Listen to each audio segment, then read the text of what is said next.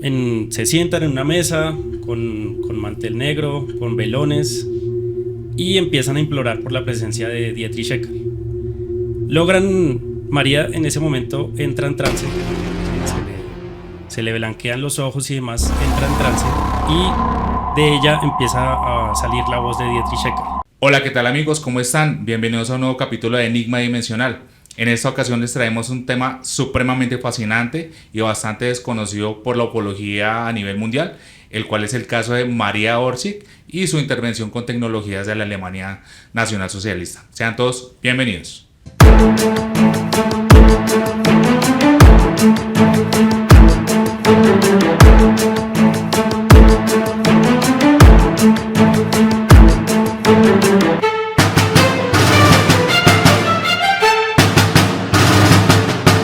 Bueno, entonces para comenzar el tema le damos apertura al señor expositor el día de hoy. Señor Don Sebastián, ¿cómo estás? ¿Qué nos tienes que contar de este capítulo tan apasionante de la historia de María Orsic? Bueno, ante todo, muy buenas noches a todos los que nos están viendo. Pues encantado de estar acá otra vez. Vamos a tocar un tema muy interesante. Ya hemos hablado de los alemanes, de esta Alemania malvada, de la primera mitad del siglo XX. Los grandes avances que ellos lograron. Sí, recordemos que tenían un término para las armas milagrosas o las armas espectaculares, que digamos que era uno de los objetivos principales del Reich, ¿sí? Las famosas Wunderwaffen. Y se dice que el mundo avanzó más o menos unos 50 años gracias a todos estos avances que ellos lograron, tanto en aviación, en aeronáutica, en armamento. Pero ¿qué pensarían ustedes si les dijera que detrás de todo esto hay una mujer que posiblemente estuvo implicada con contactos con seres extraterrestres y gracias a eso lograron obtener todos estos avances tecnológicos? Pues tremendo, porque uno se va a poner y revisa los libros de historia y en ningún libro de historia oficial aparece que haya una mujer que haya acelerado sus avances tecnológicos. Pero bueno, muchachos, don Cristian, buenas noches, bienvenidos. ¿Qué opinión nos tienes acerca de esta investigación que trae Sebastián esta noche? No, pues súper expectante primero que todo, porque es algo como fascinante, y por medio de ver una mujer que por medio de cuestiones parapsicológicas pueda tener contacto primero con extraterrestres y segundo que ellos le hayan facilitado toda esta información para el avance tecnológico de la humanidad y sobre todo para un conflicto tan tenaz como fue el segundo. Así que pues vamos a ver con qué sale Sebas hoy. Ok, bueno, Víctor, ¿cuáles son tus impresiones acerca de la investigación de Sebastián en esta ocasión? ¿Has escuchado alguna vez hablar de esta mujer? ¿O la primera vez que la escuchas? ¿Algo acerca de este tema? Bueno, hola a todos. Sí, es la primera vez que la escucho como tal, pero con esta pequeña reseña que nos está dando Sebas, ya a mi mente se vienen vainas muy similares a Metal Slug. Me perdonarán, pero es que es contacto con alienígenas, poderes psicocinéticos, se dice, mejor dicho, poder expandir la mente, desdoblamiento. Bueno, ya me estoy imaginando un sinfín de cosas, pero pues, Sebas, ¿qué nos traes hoy aquí a la mesa el día de hoy? Bueno, listo. Antes que nada, eso sí les quiero explicar de una vez que la historia de esta mujer como tal está desacreditada, ¿sí? No hay nada oficial que avale esta historia. Digamos que no hay una fuente oficial en la que se base todo este relato, pero ahorita que ya lo charlemos, vamos a ir viendo que hay muchas cosas acá implicadas que tal vez sí tienen algo de cierto. Por eso es lo interesante de esta historia. En síntesis, empezamos lindo y empezamos con sabor. Ya de una vez la fuente está desacreditada por los historiadores oficiales, por decirlo así. Muy bien. Sí, exacto. Entonces, no sé si les parece, contamos la historia y después vamos a explicar exactamente sin más qué fue lo que pasó. Empecemos. Bueno, listo. Resulta que María Orsic era una mujer hermosa, una mujer muy bella. Nació hacia finales del siglo XIX en Austria. Era hija de su papá era croata, era inmigrante. Su mamá sí era vienesa. En sus primeros años de juventud normal, ella se dedicó al ballet, llegó a ser profesora de ballet, y más o menos hacia 1917 ella tuvo un contacto. Tuvo un contacto, ella entró en una especie de trance. Una figura, decía ella, de aproximadamente 2 metros lumínica apareció enfrente de ella y empezó a comunicarle un mensaje telepáticamente. ¿Qué decía este mensaje? Le decían: María, nosotros somos seres provenientes de un mundo cerca de la estrella de Aldebarán, en la constelación que ustedes llaman Tauro. Estamos ubicados a unos 65 millones de años luz y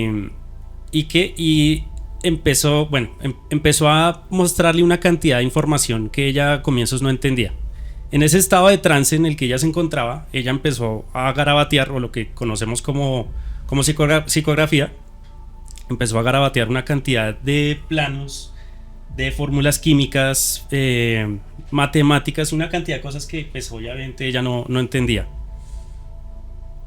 Más o menos tuvo este tipo de contactos en los meses venideros, y ella alcanzó, pues digamos, a reunir cierta información con todos estos planos, ¿sí? Digamos que ya tenía hartos papeles con todo esto, pero eso obviamente ella no lo entendía.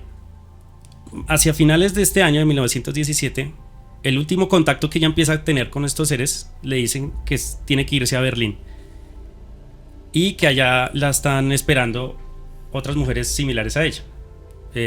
Algunas se llamaban Sigrun, Siegfried y no me acuerdo la otra. 4 mujeres con las que ella debía encontrarse. Pues siendo así, ella parte hacia Berlín y bueno, encuentra a estas mujeres. Y ella, bueno, estamos hablando de Alemania ya a comienzos del siglo XX. Recordemos, digamos, la ideología imperante que estaba, arianista, antisemita, racista, ultranacionalista y pangermanista. El pangermanismo era algo de lo que ella también estaba a favor, ¿sí? Cuando ella llega a Berlín... Sebastián, un paréntesis. Pues para la audiencia que no esté muy familiarizado con ese término, ¿qué encontraste por pangermanismo? Bueno, el pangermanismo es la unión de los pueblos germánicos, ¿sí? Lo que comprendemos como Austria, Polonia, que fue precisamente lo que Adolfo cuando llega al poder en los años 30 con esta Alemania, él invade Polonia, él busca, digamos, este tema del pangermanismo, no por las buenas, pero bueno, sí, así es como termina sucediendo. O sea, en una cuestión entonces, María Orsic ya venía con la ideología incrustada, por decirlo de alguna manera. O sea, ya venía con esa ideología muy naturalizada o interiorizada. Y pues me imagino que fue muy fácil para ella llegar a este lugar y pues ver que todo se estaba manejando bajo la filosofía del nacionalsocialismo, ¿no? Sí, lo que pasa es que, digamos que un siglo antes, esta ideología empieza a coger fuerza en Alemania, debido a una serie de revistas. Es que, ¿qué sucedió? Cuando Alemania pierde la Segunda Guerra Mundial, la primera, el primer conflicto mundial, ellos firman el famoso Tratado de Versalles. Entonces, prácticamente fue una humillación a Alemania. En medio de esto, digamos, los grandes eruditos y los más conservadores de Alemania, ellos empiezan a recabar, pero esto venía realmente un poco antes, empiezan a recabar toda su historia y empiezan a hacerse, digamos, acreedores y creyentes de que ellos provenían de una raza especial, de una cultura especial, descendientes de los nórdicos. Esto pues coge mucha fuerza en varios grupos alemanes. Nacen unos grupos que se llaman los Volkisch, que eran digamos movimientos que acrecentaban esta ideología, y salen varias personalidades. Uno de ellos es Ludo von List, que fue un periodista que en sus revistas, en su periódico, él empieza a sacar todas estas teorías arianistas, Hablaban de que eran descendientes de los atlantes y cosas así. Entonces, ya entrados en el siglo XX, era una ideología prácticamente asentada en lo que es prácticamente todos los pueblos germánicos. Recordemos que Adolfo pues no era alemán. Ujú. Es una idea que se volvió movimiento, entonces. Sí. Y ahí, gracias, digamos, a todas estas ideologías, empiezan a aparecer grupos que consolidan todo esto, como la Sociedad Thule, con la que María llega a tener contacto una vez que llega a Berlín. La Sociedad Thule prácticamente es la precursora de la ideología del Partido Nacional Socialista. Se dice que de hecho es uno de los 3 pilares fundamentales en los que se fundó el partido alemán. Otro era de los trabajadores y otro era el socialista. Entonces, cuando ella, digamos, empieza a tener contacto con ellos, bueno, no sé si han escuchado de la Sociedad Thule, que también tienen fama de todo ese esoterismo, de todo ese ocultismo alemán. Sí, que supuestamente ellos estuvieron buscando el Santo Grial y estuvieron buscando el Arca de la Alianza, supuestamente tienen tesoros escondidos en la Antártida, que, mejor dicho, el mundo está repleto de muchos mitos acerca de ese movimiento, de esa Sociedad Thule. Sí, completamente. Sí, completamente. Que ellos Por ejemplo, hicieron de todo, también de la lanza de Longinus también, ¿no? sí. Sí, se habla. En Constantine hacen una referencia a eso. Ahí está la referencia. Muy bien, Indiana Jones. También. Digamos que según muchos historiadores no fue tan así, ¿sí?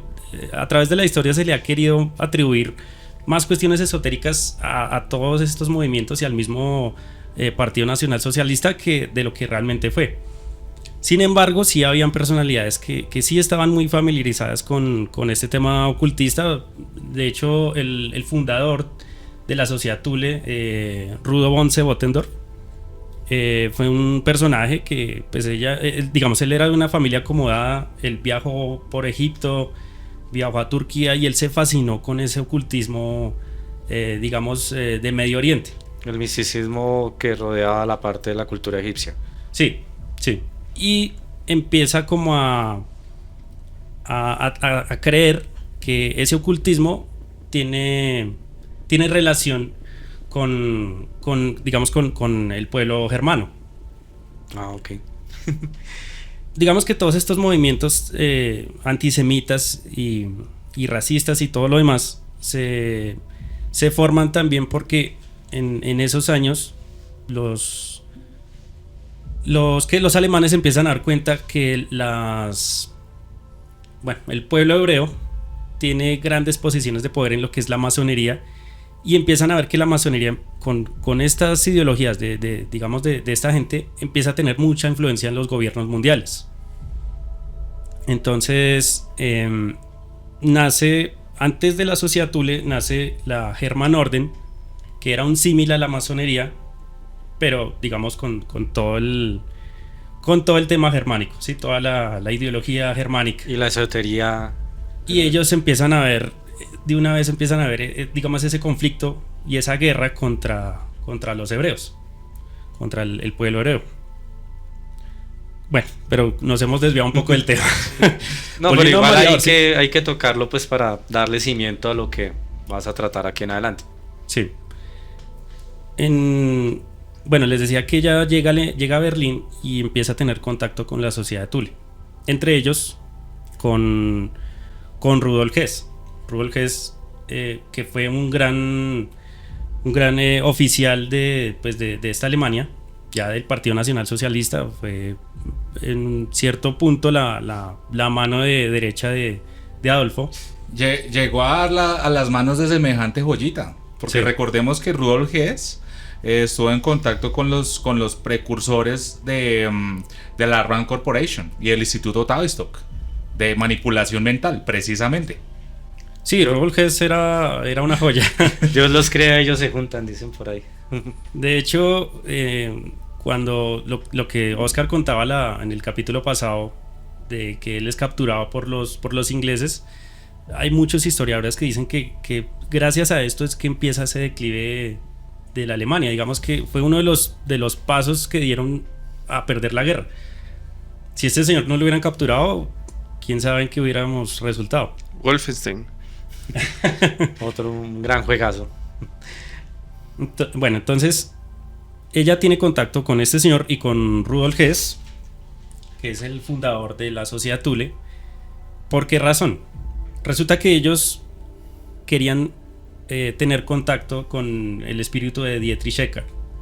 Dietrich Eckart fue un gran ideólogo también del Partido Nacional Socialista, tuvo que ver también con la Sociedad Thule, y prácticamente fue el mentor de Adolfo.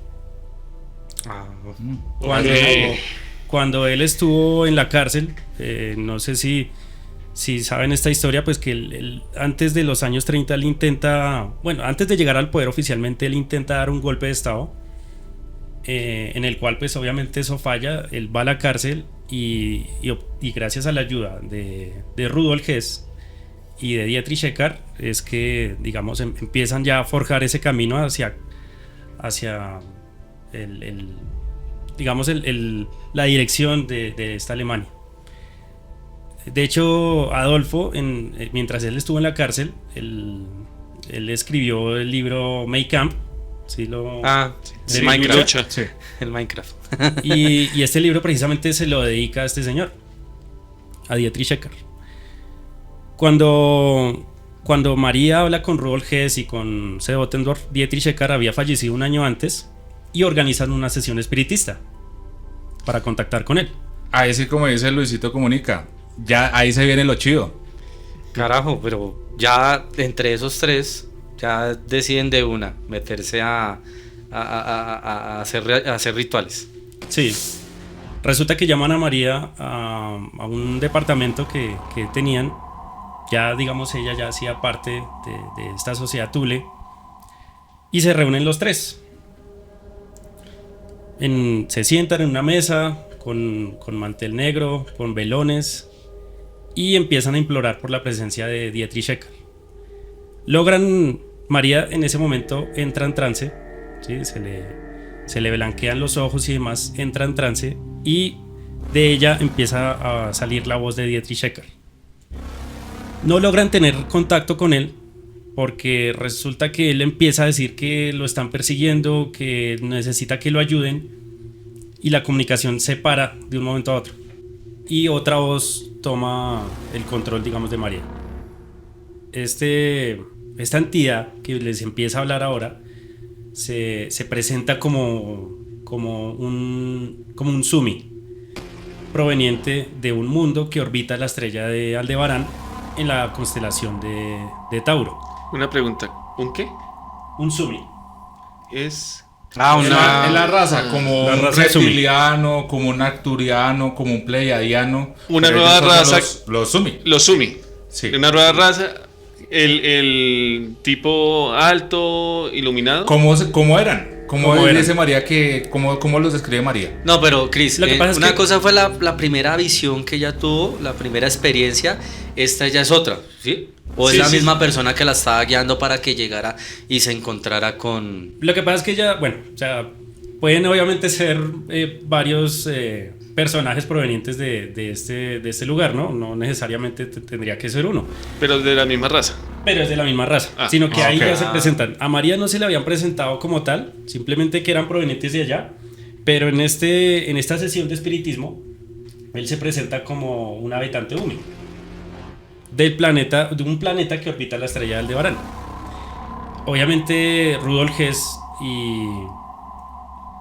y von Bottendorf pues quedan perplejos, ellos no se lo creen, se quedan mirándose unos momentos, y von Bottendorf, en medio de ese nerviosismo, pues él dice, no, esto no puede ser, o sea, lo que usted está diciendo son mentiras. ¿Quién no nos dice que esta mujer está conspirando en contra de nosotros? En ese instante vuelve María con la psicografía en ese estado de trance y empieza a garabatear una cantidad de cosas, planos y demás, es una escritura que ellos no entendían. Este personaje, este Umi, les decía que ellos se encontraban que ellos habían, digamos, venido al planeta Tierra unos 500.000 años atrás y habían estado en lo que es la Mesopotamia antigua. ¿Les suena similar? Claro que Anunnakis, sí. en el pueblo sumerio. Pues claro, Sebas, los famosos Anunnaki. Sí, tan conocidos por nuestro amigo Zacarías Sitchin, pues que obviamente ha sido desprestigiado pues por todos los grandes historiadores y grandes críticos, pero sí, digamos que desde esa época, desde la antigua Sumeria, se volvieron famosos todos esos contactos extraterrestres, sí. Exactamente, entonces después de este contacto que ellos tuvieron, la comunicación se pierde y toda esta documentación que ella escribió en ese momento, pues la pasan a eruditos de la sociedad Thule, quienes descubren que efectivamente lo que ella escribió está en sumerio antiguo y digamos que esto le da algo Credibilidad y al mucha. tema. En estos planos que ella garabateó se encontraban los planes para desarrollar una nave que fuera capaz de viajar en el espacio, que fuera capaz de viajar a aquel planeta. Hago una pausa. O sea, ¿no se les hace esa trama, esa historia extrañamente parecida a una película que fue escrita inicialmente por una novela por Carl Sagan? O Carl Sagan. Contacto. ¿Qué película? ¿Qué De película? una científica que Ajá. recibe un mensaje extraterrestre con unos planos de una tecnología desconocida para construir una nave que puede viajar por las estrellas. No, de hecho, esta película trata de una nave interdimensional. Sí. ¿De dónde habrán sacado la inspiración? Muy buena pregunta. Sí, hay muchas similitudes entre ambas, ¿no? Aunque Sí. podría ser al revés también, ya vamos a ver por qué. Pero Ok. bueno. Listo, esto queda así. Obviamente Rudolf Hess queda fascinado con la idea de poder construir una nave espacial que fuera capaz de viajar a otros mundos.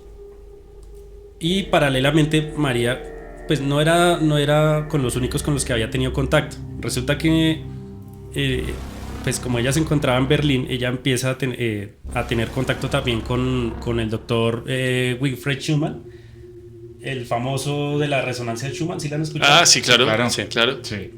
Ella se vuelve amiga de él y le empieza, de hecho es la primera persona a la que ella le comparte toda esta información que ella tenía ya de tiempo atrás.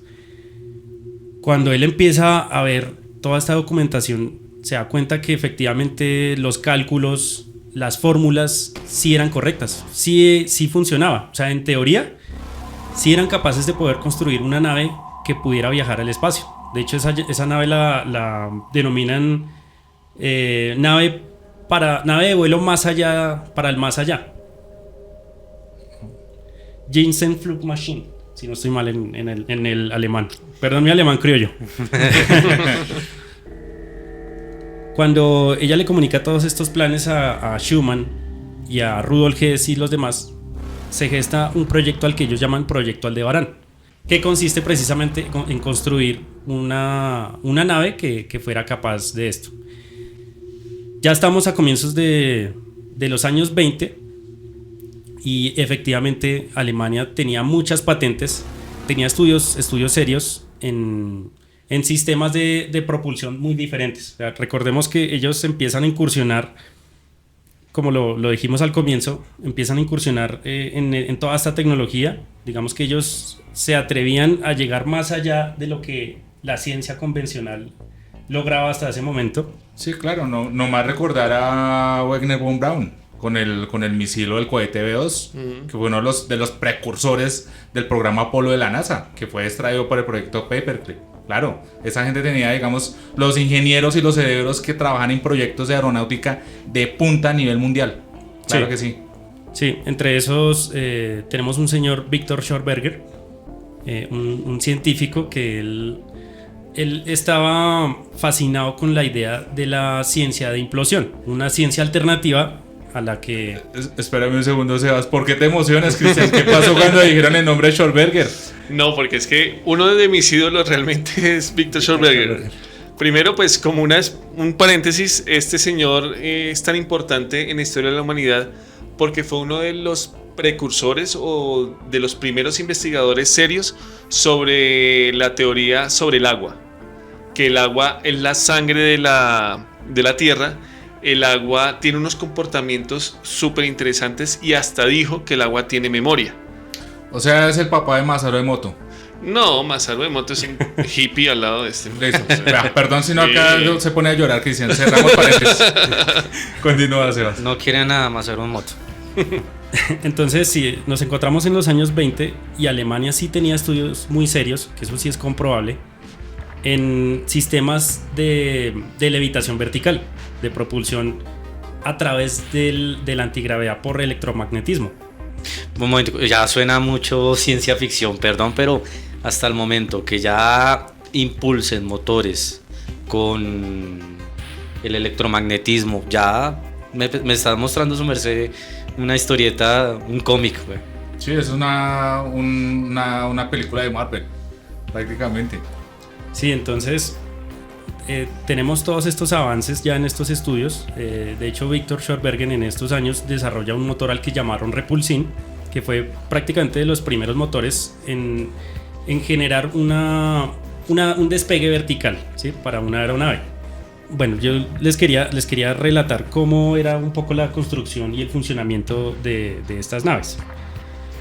Comprendía un disco de 8 metros de diámetro cubierto por un disco paralelo de 6.5 metros de diámetro, teniendo debajo otro disco de 6 metros de diámetro. Estos tres discos tenían en su centro un orificio de 1,80 de diámetro donde montaron el propulsor, que medía 2,4 metros de altura. Por debajo del cuerpo central terminaba en forma de cono. Vamos a mostrar unas imágenes de cómo es el esquema, digamos, de esta nave.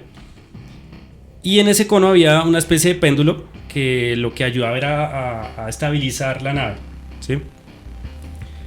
El disco superior y el inferior empezaban a girar en contrarrotación. Esto es lo que origina, digamos, la antigravedad gracias al electromagnetismo. Un momento, ¿estamos hablando de la campana? Lo que pasa es que este es el funcionamiento base, pero ya vamos a ver que en la campana no dista mucho de esto. Wow.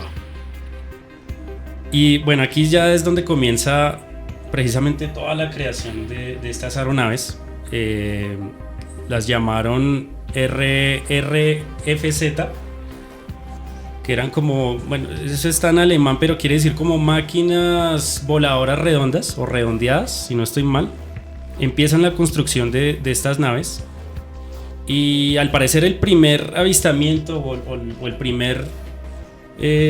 primera prueba exitosa de estas naves ya se llevó en 1934. Se trataba del RFZ-1.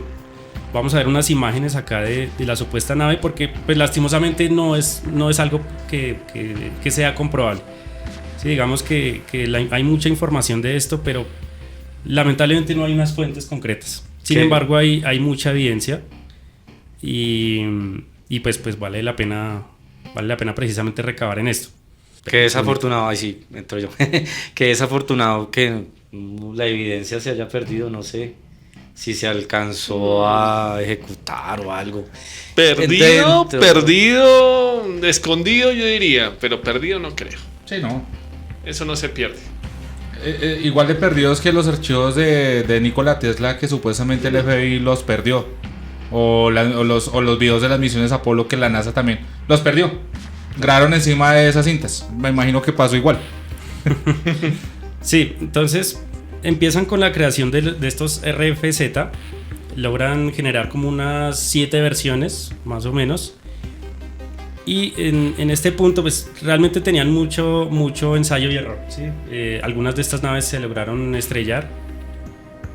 Y en ese momento logran conseguir la ayuda de la CSS, de la Schutzstaffel, para la construcción de estas naves. Por un lado, digamos por la sociedad Thule y demás, empiezan la construcción de lo que se conocería como naves Brill. Y por la CSS empieza la construcción de las que se llaman las Jaune-Bu. ¿Por qué Brill? Resulta que María Orsi, después de todo este contacto con la sociedad Thule, ella con sus amigas, sus compañeras que eran medium, forman la Sociedad Abril, la famosísima Sociedad Abril, de la que pues también hay muchas dudas de si existió o no. El nombre oficial por la que llamaron esta sociedad es Sociedad Pangermánica para la Metafísica. Ese era el nombre oficial de la Sociedad Abril. Ok. Opa. Por esto es que las naves las denominan de esta manera. Entonces, bueno, ya estamos en los años 30. Las SS logran la construcción del Jaunebu 1. Era una nave que contaba con 25 metros de diámetro. Supuestamente los probaron unas 50 veces y alcanzaba unas velocidades de vuelo de 4.800 kilómetros por hora. ¿Se pueden creer eso? Wow. Eso era una velocidad inimaginada para los estándares humanos de la época. Si no si mal no recuerdo, digamos que las naves o los prototipos alcanzaban hasta ahora el Mach 1, que eran 1.000 kilómetros por hora, alrededor de 1.000 kilómetros por hora. Esto ya era demasiado. Sí, Casi sí. con, ¿qué? ¿20, 40 años de diferencia? Más o menos, sí. Y no solo eso. Aparte, digamos, de esas velocidades de vuelo, supuestamente por los efectos de la antigravedad electromagnética, las naves lograban unos giros de 90 grados, 45, muy similar al comportamiento de los ovnis modernos. Eso iba a decir, ya fabricaban ovnis.